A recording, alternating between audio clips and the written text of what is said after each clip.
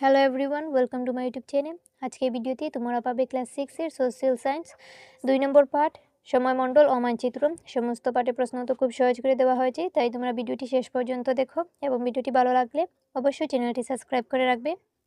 অনুশীলনী 1 নম্বরে রয়েছে নিচে প্রশ্নগুলোর উত্তর দাও। ক নম্বর প্রশ্ন হলো দুটি সময়মণ্ডলের মধ্যকার সময়ের ব্যবধান কত?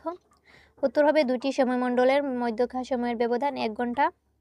খ নম্বর প্রশ্ন হলো পৃথিবীকে কয়টি সময়মণ্ডলে ভাগ করা হয়েছে? উত্তর হবে পৃথিবীকে 24টি সময়মণ্ডলে ভাগ করা হয়েছে। ঘ নম্বর প্রশ্ন হলো ভারতের মধ্যে দিয়ে যাওয়া কোন দ্রাঘিমা রেখার সময়কে দেশটির মানসময় হিসেবে গণ্য করা হয়েছে? উত্তর হবে ভারতের মধ্যে দিয়ে যাওয়া 82 ডিগ্রি 30 বর্গ দ্রাঘিমা রেখার সময়কে দেশের মানসময় হিসেবে গণ্য করা হয়েছে। 2 নম্বরে রয়েছে সময়মণ্ডল কখন গণনা করা হয়? উত্তর হবে পৃথিবী নিজের অক্ষে ঘুরে বলে সব জায়গায় একই সমান হয় না, তাই পৃথিবীকে 24টি সময়মণ্ডলে ভাগ করা হয়েছে।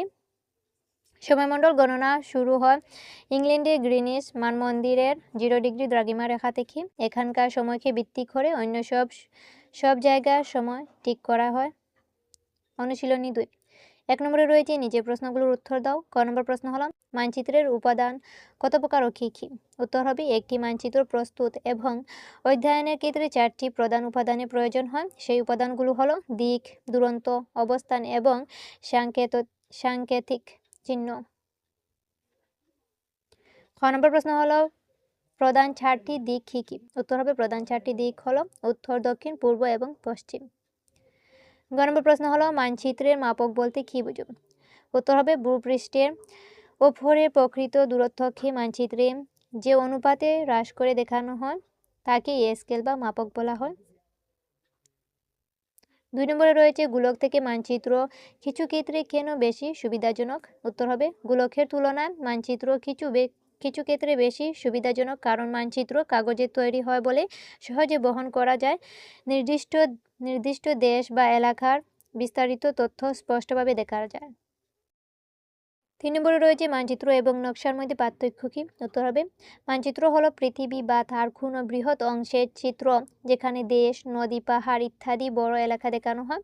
নকশা হলো কোনো ছোট জায়গা বা নির্দিষ্ট স্থানে বিস্তারিত চিত্র, যেমন বাড়ি, স্কুল বা গ্রামে পরিকল্পনা।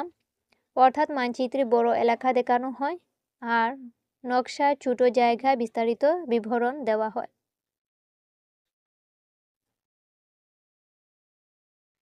4 নম্বরে রয়েছে মানচিত্র অধ্যয়নের ক্ষেত্রে সাংকেতিক চিহ্নগুলো কিভাবে সাহায্য করে? উত্তর হবে মানচিত্রে বিভিন্ন প্রাকৃতিক ও মানবসৃষ্ট বিষয় বোঝানোর জন্য সাংকেতিক চিহ্ন ব্যবহার করা হয়। এই চিহ্নগুলোর মাধ্যমে নদী, রাস্তা, রেলপথ, শহর, পাহাড় ইত্যাদি সহজে চেনা যায়। ফলে মানচিত্র পড়া ও বুঝতে সুবিধা হয় এবং অল্প জায়গায় পরিষ্কারভাবে বেশি তথ্য প্রকাশ করা সম্ভব হয়।